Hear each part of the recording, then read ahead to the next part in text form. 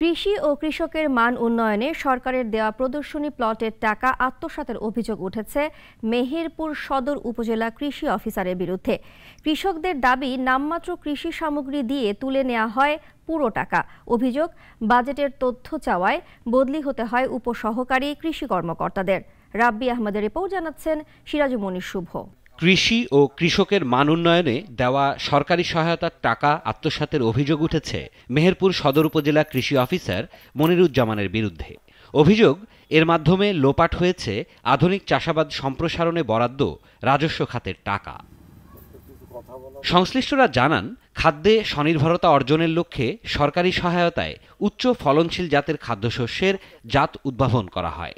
সেই জাত চাষাবাদের জন্য প্রদর্শনী খামারে বীজ, বিভিন্ন প্রকার সার, পরিচর্যা, পরিবহন, বীজ সংরক্ষণ সহ নানান কাজের জন্য নগদ সহায়তা দেয় কৃষি বিভাগ।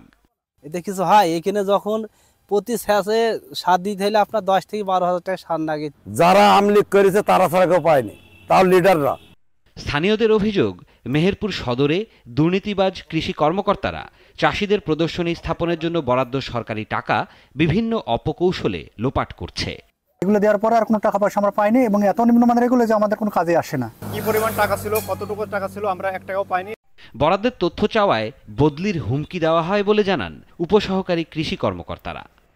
আমাদেরকে কোনো কিছু জানায় না, জানানো এই জন্যই তো আমাদেরও রাগ ভাই। আমাকে একবার ট্রান্সফার করতে সার চাই।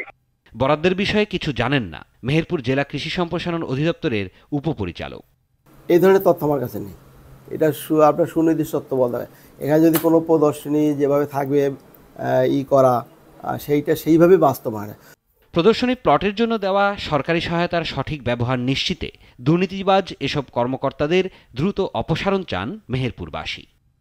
সিরাজুমনি শুভ, নাগরিক।